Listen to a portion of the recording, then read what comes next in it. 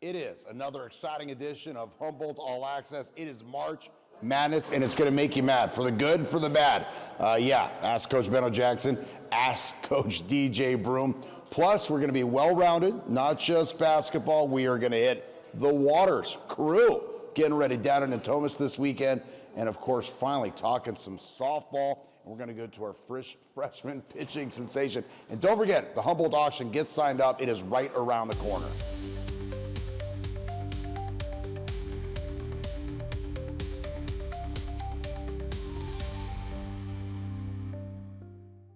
Humboldt All-Axess, joined by Michelle Bento-Jackson, leader of the Lady Lumberjacks basketball team. Coach, what's it feel like? I mean, you're coming off an outstanding year, which is great, but unfortunately, the season ended on you. Your thoughts? Yeah, a lot of emotions in the last 48 hours, to say the least. And, it's like I told you yesterday, kind of felt like just an off day, and today is kind of a bummer, and you're kind of sad, and didn't want this season to end with this group for a lot of reasons. This is a special group, and I really have enjoyed coaching them, and I feel for them these last couple days. I know they were pretty devastated and really wanted to continue on as well. So. But at the same time, a lot of positives to reflect on from the year, really a lot of positives, and so proud of the girls, so happy for them for the things that they have accomplished, and in big picture, we have a very young team. Well, I was going to ask, I mean, with the young team, basically everybody eligible to come back. We'll tackle that a little farther down the line. But with that said, I mean, maybe this can reinforce how important November is, because those in the end can come back to haunt you. How important November is, how important even, games that you're quote unquote on paper supposed to win, even in December and January. And as much as us coaches, probably all of us coaches preach those things back in November, I don't think the student athletes really take that to heart and take it, the seriousness of it. But, we're not in the room when the committee comes up with these decisions as far as what the final reason was. But I think it's a good learning moment also for our team, and hopefully it does light a fire and we can start next season with a little bit of a chip on our shoulder. Okay, next year they're going to this KPI, which essentially is just a formula, right? And we're not going to go down those weeds, but you get points for losses, wins, and they have different point totals. And my understanding is next year you're going to have your you're going to have your automatic 3 qualifiers who win a conference tournament, and then it's going to be essentially making up the top 8. What do you know about this selection process, and how do you feel about it in regards to it being a criteria, and how does it adjust your scheduling? Well, I've always been one as far as our non-conference schedule. Well, for sure, definitely regional games, that's got to be a must. And, I've tried to put us in positions where we play some tough competition in the non-conference. As far as how all this data and all these things work out, I'd love to be in those rooms on how much those things are really playing a part on the final decisions. I know there's a lot of different components to it. How I feel about it right now, I don't even know how I feel about it, to tell you the truth. I just know that we need to schedule a tough non-conference. We have additions into the CC2A next year on what's that going to look like. And at the end of the day, we just always want to take care of ourselves and put ourselves in position to be in conversation. Yeah, we were talking before we came on air, and it was kind of a mixed bag, right? Like, you're angry and sad for the girls, and then you wake up, yesterday and today, and I'm sure it's going to be for the next week. We got no practice. We have nothing. So just tell us about that roller coaster you've been through as a coach. Well, I've seen, obviously, I always say going into that conference tournament, to really feel a slight bit comfortable, you really want to be in the top 5, because you never know what upsets are going to happen in the conference tournament championships. And obviously, in our case, that's exactly what happened in the GNAC. But, you don't even have those conversations if you take care of business before that. You don't want to ever, hope something. Right. And be at the fate of somebody else. So again, it's just it's been a little bit of a mental roller coaster, but I'm definitely reflecting back on this year with just all the positives and the progression that we made. And I mean, to be honest, JB, I'm probably most just really thankful, and I'm thankful because of the group of young ladies that I got the opportunity to coach this year, and I'm thankful for their attitudes and their character and how hard they worked every single day. And I really couldn't have asked for more. It was extremely refreshing, and that's probably why it's sad, because you don't want it to end when you really enjoy the group. But I'm really appreciative. How much did you enjoy this group? You've been doing this a long time. You've been around in basketball a long time. These groups are special, and they're hard to come by. So with that said, how much did you really enjoy coaching this group and look forward to getting back after it, whether it was Monday morning or an off day Monday, Sunday, and going through that whole process of not only the grind, but game day? Absolutely, I enjoyed it. And because I think this was a group that really had a thirst and a desire to two things. One, want to be a better basketball player, and so really embrace and coaching. And they had a desire to win, and that might sound so simple, but not all teams do. Some teams would rather TikTok or Instagram. or some team, they're about themselves, or there's so many different things, and us coaches have seen it all, and that's why this group was really special for me, because I thought they really bought into what we wanted to do and our standards and our program, and just having the desire to be the best that they could, and I'm very appreciative of that. Coach, as we wrap it up, obviously you and Coach Bloss will be out there looking for additions, pieces to add, but biggest question, how do you keep this nucleus together? Well, obviously not just the winning, but you want them to have a positive experience. I think this group really gelled well with each other, and that's hard to come by also. And there's so many hard things, and that's why, coaches say it all the time. When you have a special group, you really got to try to hold on to it, because these days with culture and portal and all these different things, it's a different team potentially every year. And I'd love to keep this group together. We'll see what the future holds, but certainly really enjoyed them. Well, Coach, that was a lot of fun. 20 wins this season. And it was just, from my perspective, I'll say this. My mom couldn't get enough of the Lady Lumberjacks this year, so that means the world to me. I'm glad we can make your mom happy. That's important. All right, is it October yet? Coach Bento-Jackson joining us. DJ Broome right after this.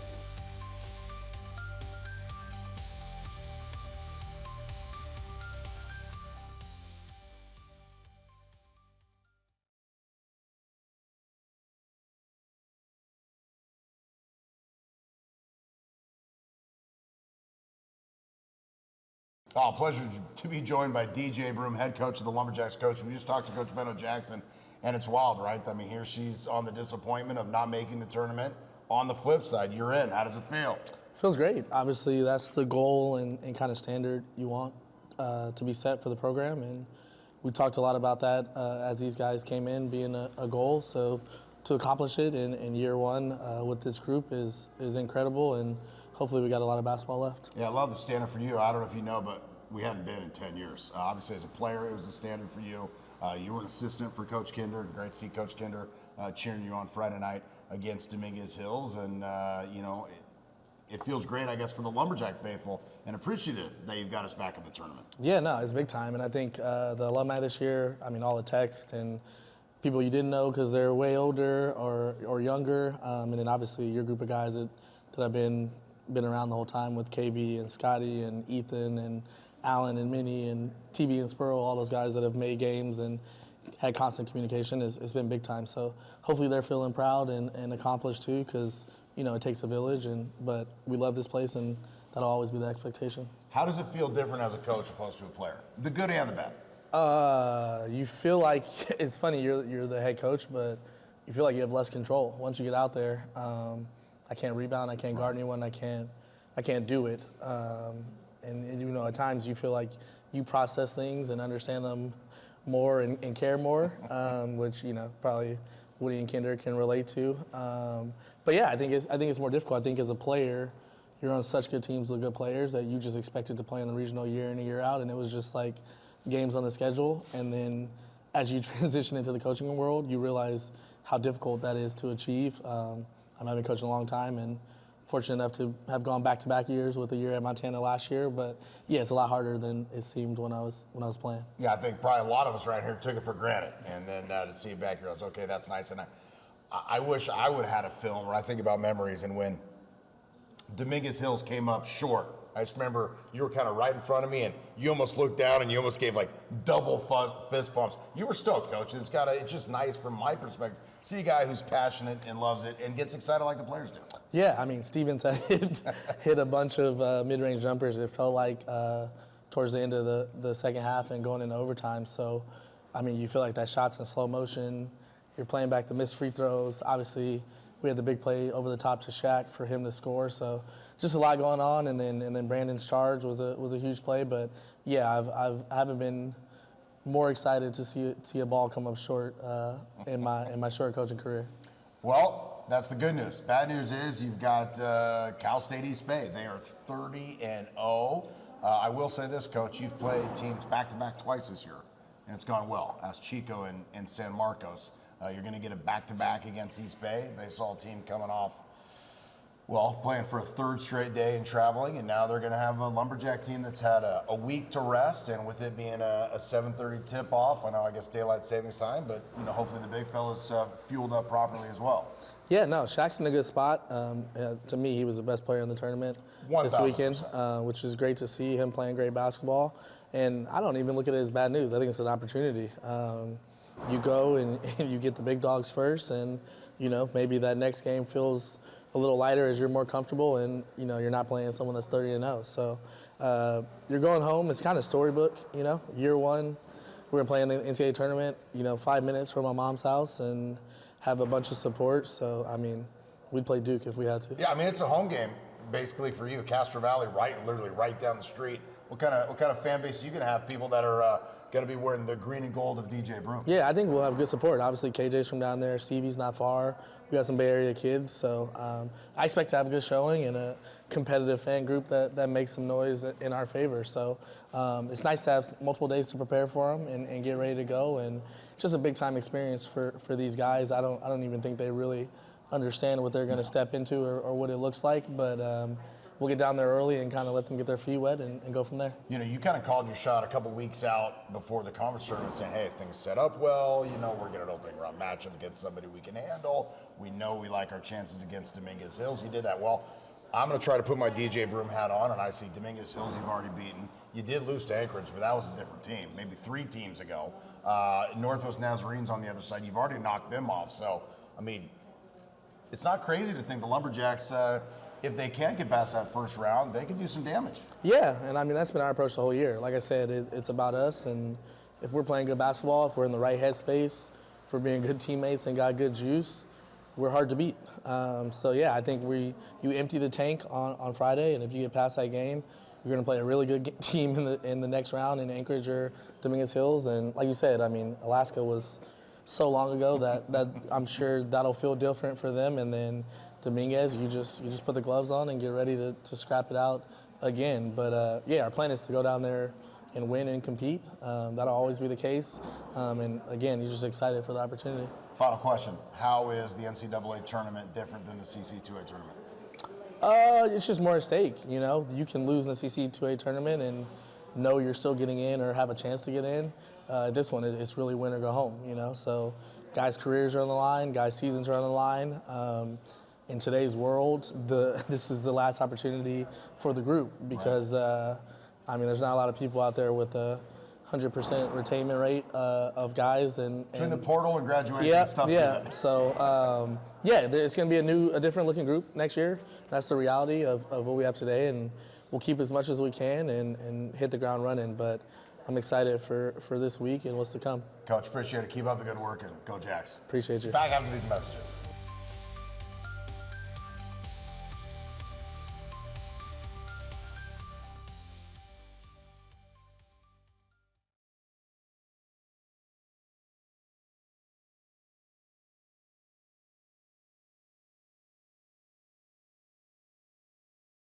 Honored to be joined by Coach Weise. We are talking crew rowing, Humboldt action. Coach, as always, appreciate your time. For sure. Pre-season number 1. Probably doesn't mean much at the end of the season, but it clearly lets people know that they respect what you're doing. Your thoughts on when you get the acknowledgement to start the season? Oh, it's nice. It's all based obviously on last year, so because it's all preseason, but it's nice to have that respect. I think we hopefully we'll earn it in the next few weeks. We'll see how it goes. Yeah. And obviously, you've got a target on your back. So talk about that responsibility for you and your student athletes? Well, the nice thing, this next weekend, the results, we're racing all Division I teams. We're racing Kansas State, University of California, San Diego, Sac State, St. Mary's. So for us, it's how fast can we go? The results against them don't necessarily matter. It's more of a confidence builder. Work your race plan, work all the processes, so that the athletes can be really process oriented this weekend, because the results are, although they want to race and do well, it's just a little different.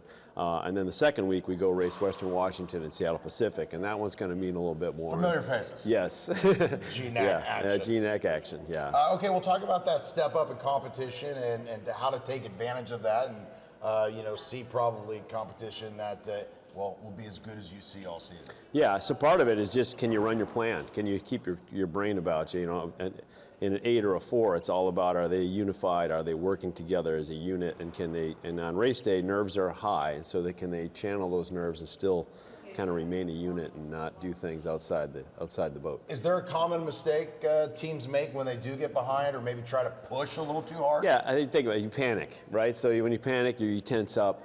None of those things are good for efficiency. None of those are good for moving a boat. So they just have to stay relaxed. They have to trust what's happening.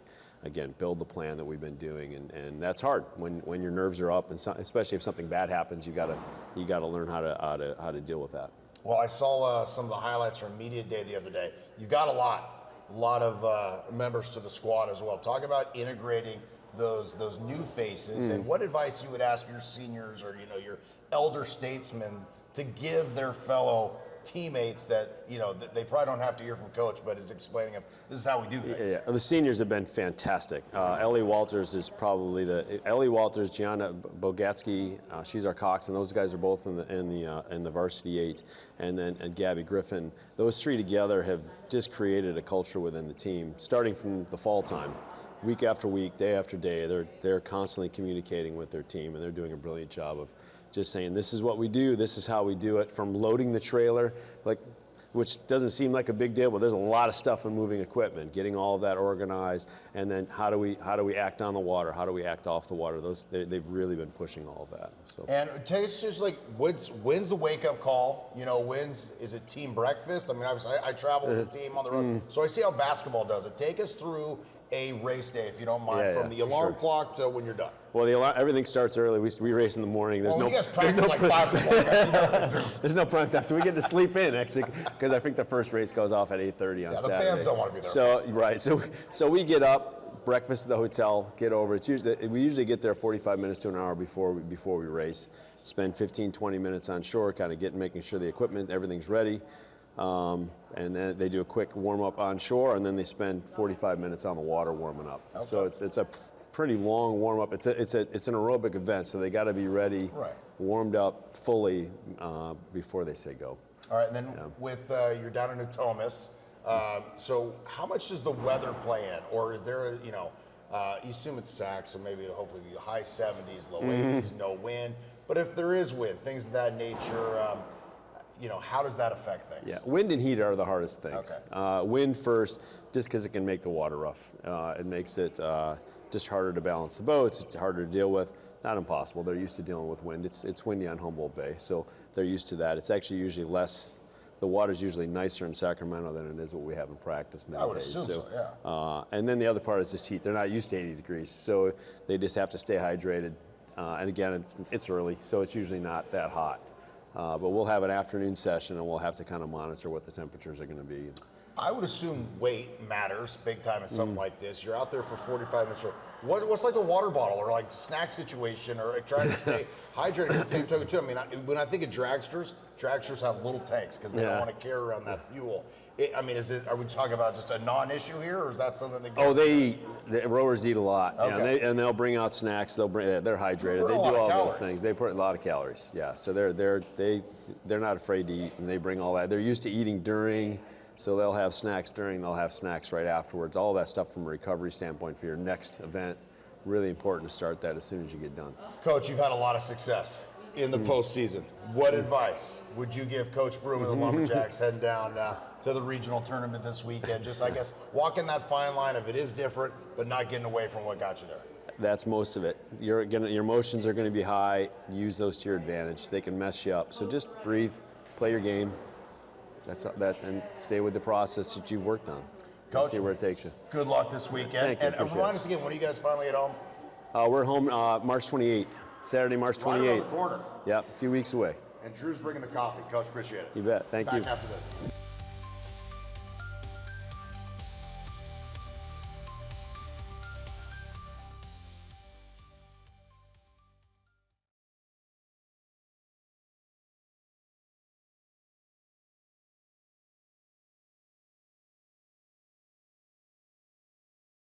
Last, definitely not least, and maybe should be first because she's a youngster, freshman, sensation, pitcher, just ecstatic about being here right now. Lily Fournier, thank you, Lily, for stopping by. Appreciate your time. Thank you. All right, let's start. We got it from the Peanut Gallery, freshman sensation. What's it like being a top pitcher for a storied program like Cal Poly Humboldt? Yeah, you know, just coming in here, like I wanted to make an impact immediately. Like I came in and I wanted to just be able to start and do what I can for the team. And everyone on the team has been incredible. Like we've had a great time so far. Yeah. Well, give us a little backstory, Lily. Where are you from? And then when did Humboldt softball get on your radar screen? I'm from Las Vegas, Nevada. Okay. Yeah. It was fall of my senior year. Coach had reached out and I came on a visit, loved it, and here I am. I mean, that's quite a change of pace. I mean, I don't know what softball's like in Vegas, but I mean, the desert, let's just say there's a lot more people there, some other stuff to do. Yeah. This would be a change of pace from a lot of different ways. So what appealed to you as far as that, the non-softball side of things? Yeah, I love the nature part of it, especially my parents were always big on like outdoorsy, outside. So the whole nature thing was really awesome. Weather's a little cold and rainy, but it's all right. Colder than what you're used to. Yeah, I mean, for you know. sure. Yeah. Okay, so Humboldt gets on the radar screen. Coach reaches out to you. When does it start being like, okay, because I'm sure you got options, right? And then what set Humboldt apart as a whole? I think Coach especially, Coach Correa was incredible, and she seemed like she really cared for her players. So that was a really big thing for me, like playing for a coach who cared, and just everything about the program seemed like the right fit. Okay, it's one thing to say I want to come in and make an impact. It's another to come in and make an impact. What was it like to prove yourself in such a quick time, and then just talk about maybe the pressures or what it's like being number one and only a freshman? Yeah, definitely in the fall, like I knew that I needed to put in the work, and then even over like winter break and everything, like I made sure I was out there doing what I needed to do to be where I wanted to be. And I mean, ultimately, I feel like the pressure part is just like trusting my preparation and knowing that I've put in the work to be where I'm at. So. How have your teammates responded to having a newcomer be the, I don't want to say the captain of the ship, but clearly it's a very important position. I mean, I've been around here long enough to know that when the Jacks are successful, it's because who is between the circle? Yeah, they've all been great. It's been like super welcoming, and everyone's super supportive, and it's like even when we're on the field, like we play as a team. I mean, I have like my upperclassmen behind me, and I know that they have my back on the field, and even like the freshmen and everyone else, I know that everyone has my back. Talk about, you said the preseason getting yourself right. Obviously, this is the time where, as a team, you guys need to come together. How has that process been? I know it's been tough too, with 25 straight games on the road to start things. The good news is I'm sure there's plenty of bonding, but at some point, it would probably also be nice to wake up in your own bed on game day. Definitely would. Yeah, we're definitely looking forward to having a home game. But I mean, on the road, like it's just been go, go, go, and we've all been supporting each other through it. How close are you guys to, or what steps do you need to take to be your best sum as a whole for the team? Yeah, I mean, even like this last weekend in Tracy, our tournament, like I feel like we finally started to get it together. We won 3 games in a row, 3-game win streak, and I feel like we just finally started playing as a team, not trying too hard, not trying to do too much, just coming out and playing like we know how we can. And I think we just got to keep that going. You had last weekend off. What did you guys do to kind of enjoy that last little bit of downtime? Because hopefully it's a stretch run through the conference, which will get you to the conference tournament and so on and so forth. Yeah, just taking our rest days as we can, getting our bodies right, getting our minds right, and coming out ready to go. Your first tour duty now going into the CC2A, what has Coach told you about league play? Of course, they all count. These they count more now. Yeah. She's talked a lot about how it's very fast-paced, very competitive, just like a whole nother level basically compared to our non-conference games, and we just got to come out and be ready to fight and compete. Now we know your Taco Bell is your go-to. Now as a freshman, I assume you're getting no pull on what's being eaten on the road. Who's calling the shots on these road trips of where we're eating, and what are some of the popular spots? I mean, are we talking Chipotle, Soup Kitchen? I mean, you tell me. It's usually Coach making those decisions. Okay. We've gotten Chick-fil-A a lot lately, which has been great. Yes. Yeah, it's been a big one, and Chipotle. I think that's pretty much Okay, been so it. when you go undefeated and you get to call the shots, you're going to take the team to Taco Bell. What is your Taco Bell order? This is a big one. 2 crunchy tacos and a beefy 5-layer supreme burrito, and then a Baja Blast. Are we a fire sauce, hot sauce, Diablo? Mild sauce. I can't do the spice. Lily, I think you can do it all. Appreciate it. Thank you. That's it. Another great edition of Humboldt All-Axess.